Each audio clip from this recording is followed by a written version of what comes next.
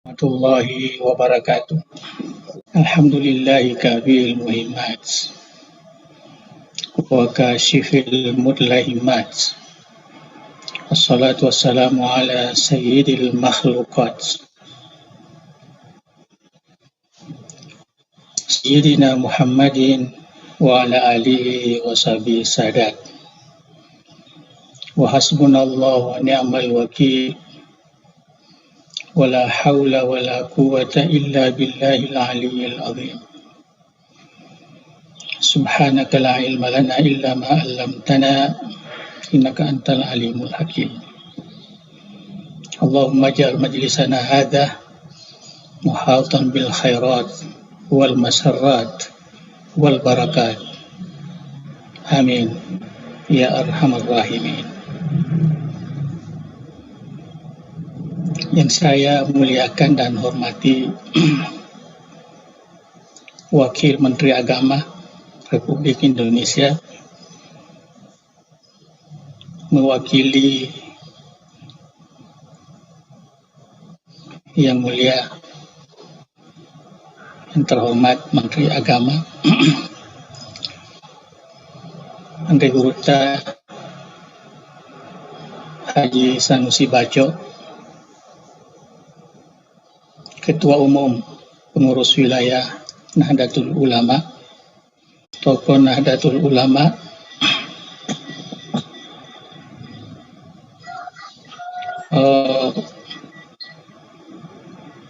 saya juga melihat tokoh-tokoh DDI juga banyak yang hadir.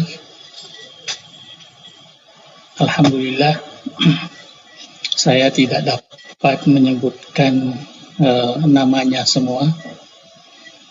Hanya saya ingin berterima kasih ya kepada panitia, terutama Ketua Umum ya, Dr. Haji Abdul Wahid Tahir yang mengundang ya, saya ya, untuk berkongsi, share pandangan-pandangan yang berkaitan dengan Al-Quranul Karim. Ya, tentunya Al-Quran di era digital dan pandemi ini.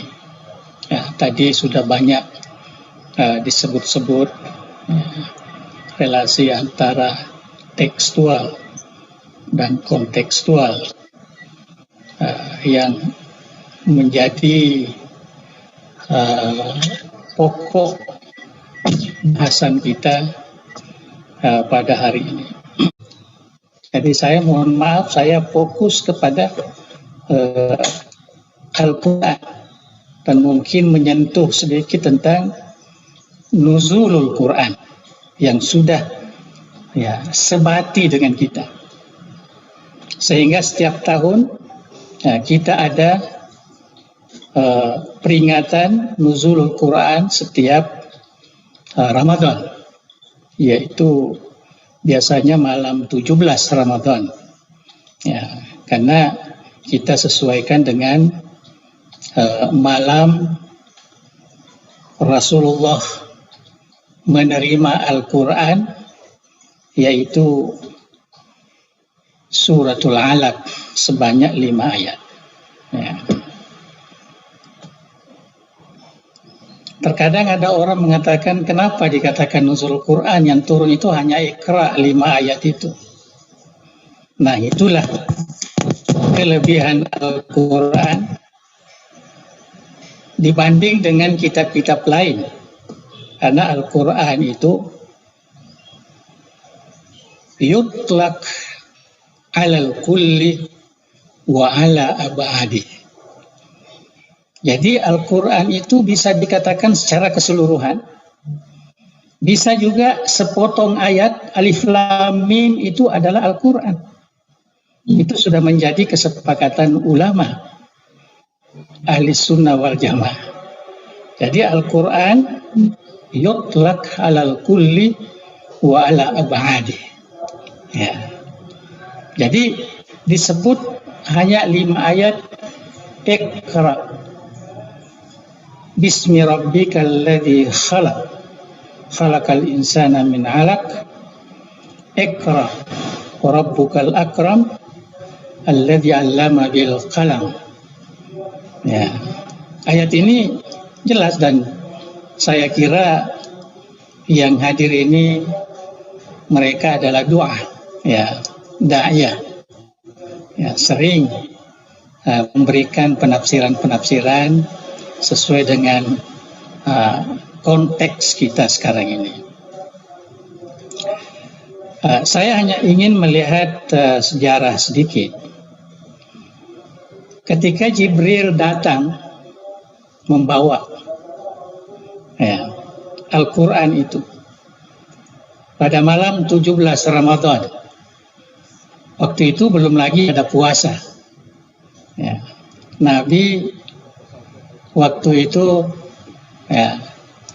dalam umur 40 tahun. Ya. Beliau hanya mau dikukuhkan sebagai Rasul Allah Subhanahu wa Ta'ala.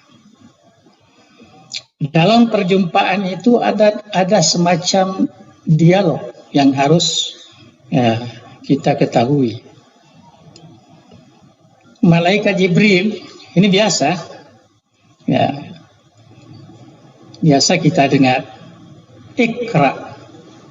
Nah, ada juga biasa riwayat Iqra ya Muhammad. Bacalah wahai Muhammad. Tapi apa jawaban Nabi waktu itu? Ma ana biqari. Nah, lafaz ma ana biqari ini terjadi perbedaan pandangan bahasa. Karena ada yang menjadikan ma di situ sebagai manafi, dan ini yang paling umum. Saya ini bukan pembaca, tidak tahu membaca. Itu yang umum. Ya. Ada juga yang menjadikan ma di situ adalah istifhamiyah. Jadi ketika malaikat Jibril mengatakan Iqra ya Muhammad, Nabi kita mengatakan ma ana bakari. Apa yang mesti saya baca? Ya, jadi bukan tidak tahu membaca. Dan saya kira kalau kita renungkan dua pandangan ini, itu lebih beradab kalau kita menerjemahkan istifhamiyah, apa yang mesti saya baca.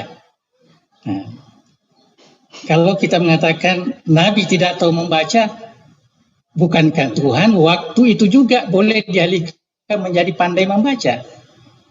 Itu kuasa Tuhan. Sekarang banyak bukti anak-anak yang masih kecil yang apa segala itu langsung boleh membaca. Ada yang hanya sakit terus boleh berbahasa dengan berbagai bahasa. Sekarang muncul itu.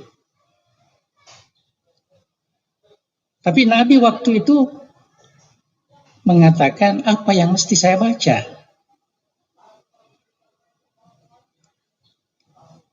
Jadi kalau kita mengatakan Nabi tidak tahu membaca, itu saya merasa kurang-kurang beradab lah kepada Nabi kita Muhammad Sallallahu Alaihi Wasallam. Walaupun itu sudah menjadi tren kita pahami selama ini. Tetapi kita mesti berikan pandangan baru yang juga tidak salah, dan penghormatan kita kepada Nabi besar Muhammad Sallallahu Alaihi Wasallam. Dan dia adalah insijam, artinya relasinya sangat kuat dengan turunnya Iqra itu. Jadi waktu Nabi apa yang saya baca, maka turun Al-Quran ayat itu mengatakan Iqra bismi rabbikal ladzi khalaq. Bacalah dengan nama Tuhanmu, atau bacalah dengan Tuhanmu sebenarnya. Bismi Bismi Rabbik itu karena Tuhan itu namanya dengan zatnya sama. Nah, cuma namanya itu menunjukkan sifatnya. Ya. Tidak sama dengan kita. Ya. Dengan kita ini nama kita berbeda dengan diri kita. Saya Samsul Bahri, matahari dan laut.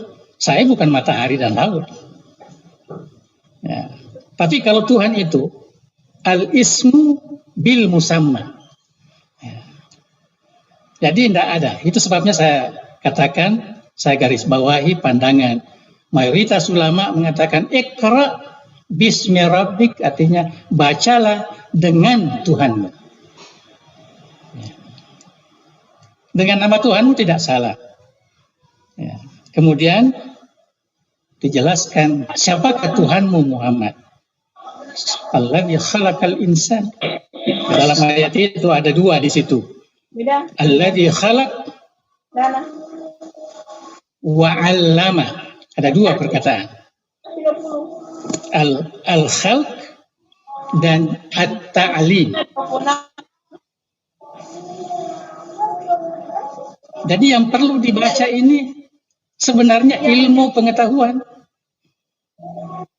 Ilmu pengetahuan tentang kemanusiaan, tentang ciptaan manusia. Ilmu kedokteran kalau dunia sekarang ini.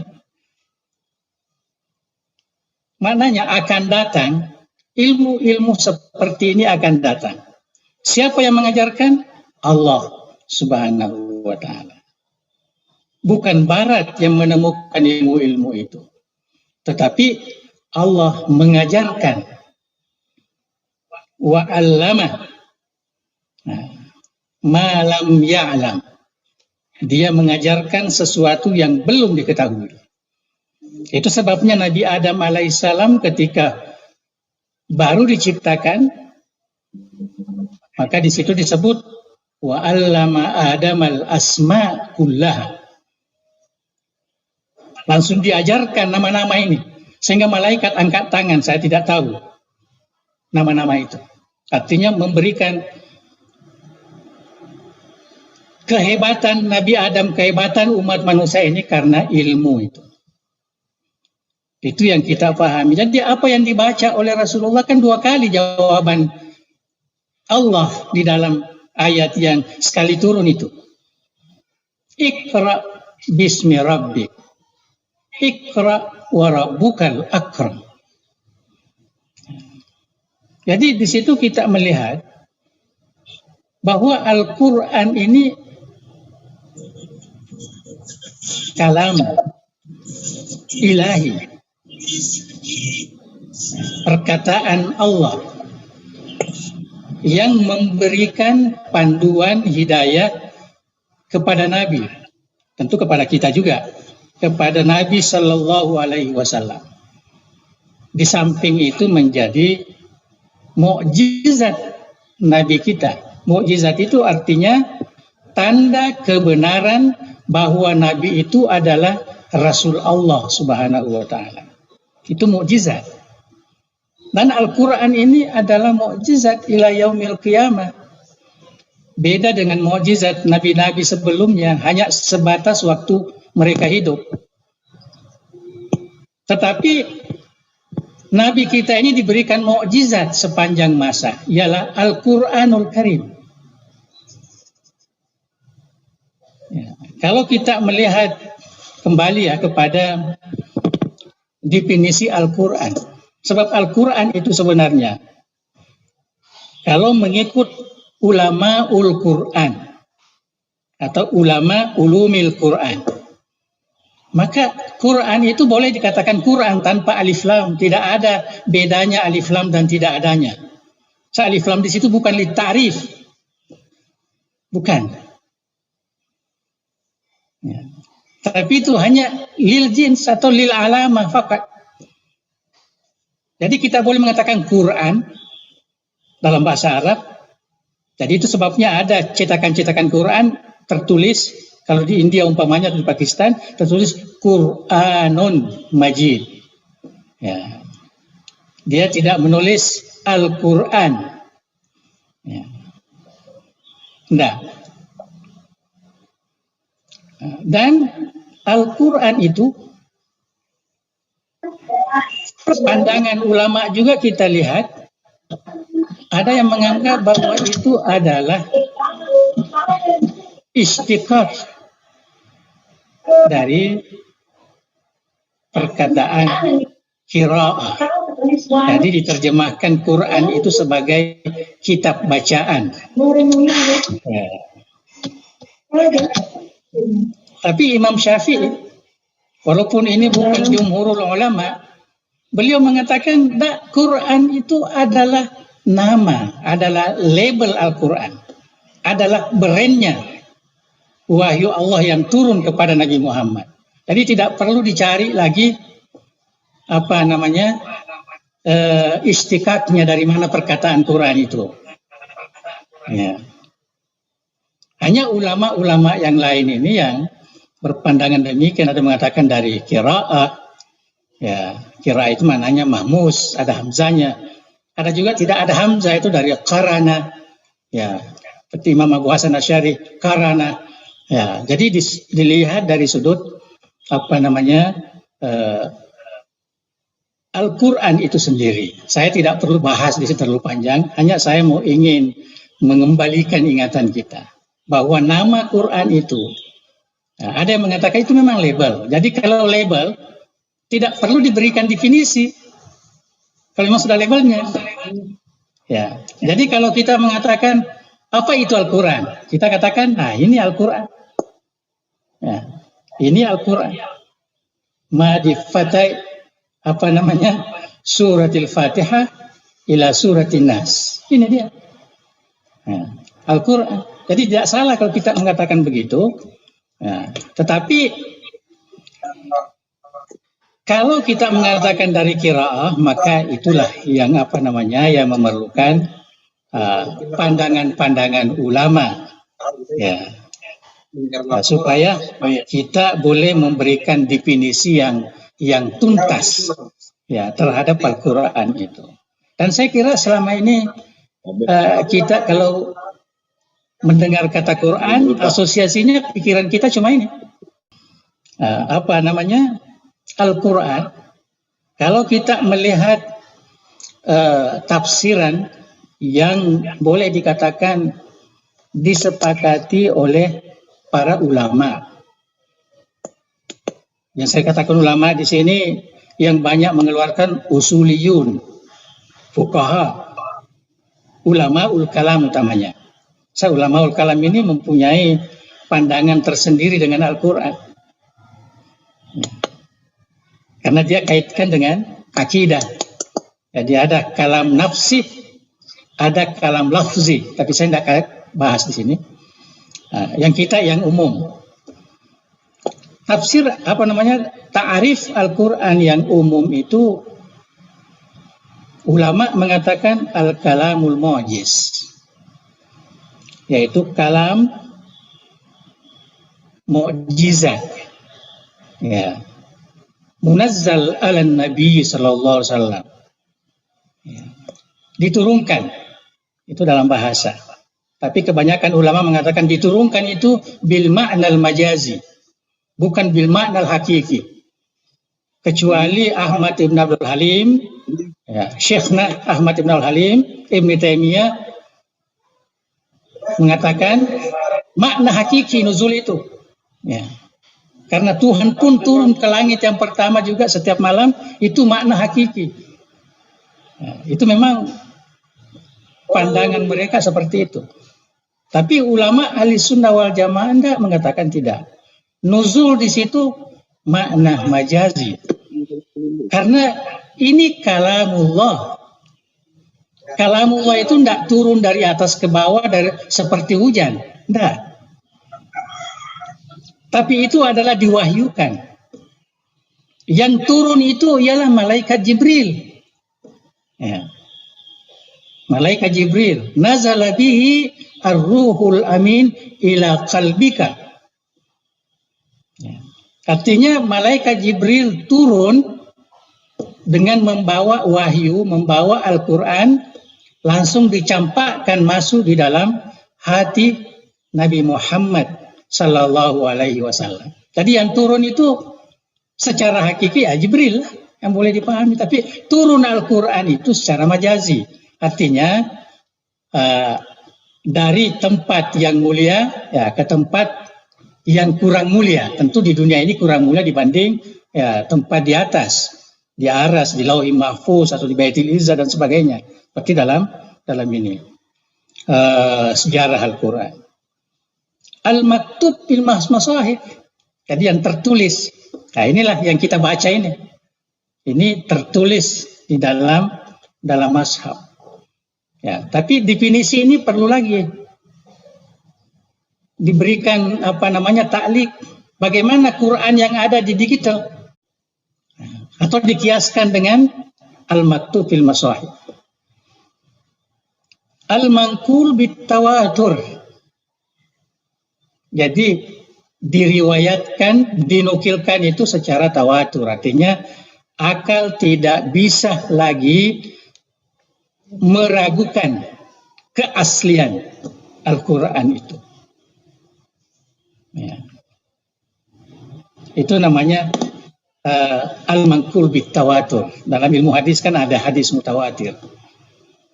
Al-muta'abbad bitilawati. Membacanya itu adalah ibadah. Jadi banyak tadi ya, poin-poin, dan inilah definisi yang panjang yang diterima ya sekarang ini. Tapi saya katakan tadi di mana masuk Quran digital. Ya, kita sekarang bicara soal Al-Quran di era digital. Ya, itu pekerjaan kita lagi, pekerjaan ulama kita. Ya. Dan terakhir, ya, karena waktu, ya, saya katakan bahwa sebenarnya memahami Al-Quran itu bukan semua orang Islam. Tetapi itu adalah orang yang memang diberikan oleh Allah jalannya untuk mengenali makna Al-Quran. Ini yang meresahkan kita sekarang ini. Seakan-akan umat Islam itu ingin semua mengemukakan pandangannya makna Al-Quran itu dengan hanya mengetahui arti dari terjemahan. Dan saya kira itu sebabnya ulama kita dulu, ya, sebelum Imam Al-Maraghi, itu orang tidak boleh menterjemah Al-Quran ke bahasa apapun karena ditakutkan seperti ini, memudah-mudahkan hanya dengan terjemahan, walaupun kita tahu ada manfaatnya terjemahan itu. Ya. Tapi kalau kita adakan satu kajian, mana yang lebih banyak orang masuk Islam karena membaca terjemahan Al-Quran dibanding orang masuk Islam karena mendengar bacaan Al-Quran. Ada satu kajian mengatakan bahwa jauh lebih banyak orang masuk Islam karena mendengar bacaan Al-Quran dibanding dengan membaca isi Al-Quran. Maknanya, qiraah Al-Quran itu yang paling penting sebenarnya untuk orang awam ini.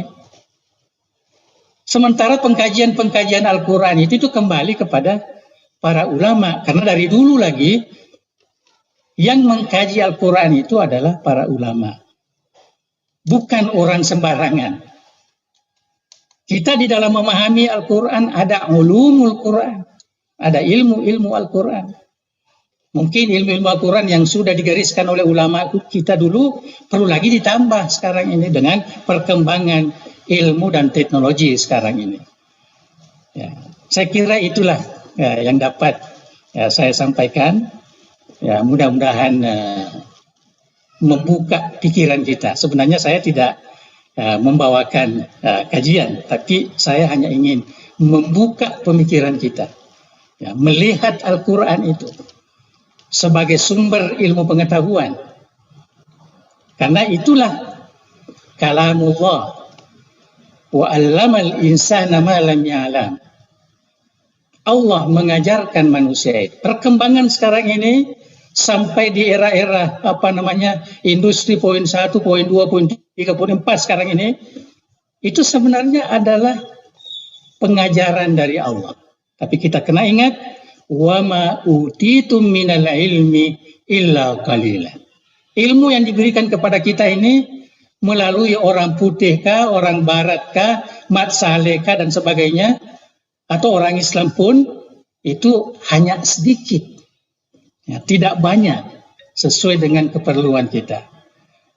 Jadi saya kira itulah, ya mudah-mudahan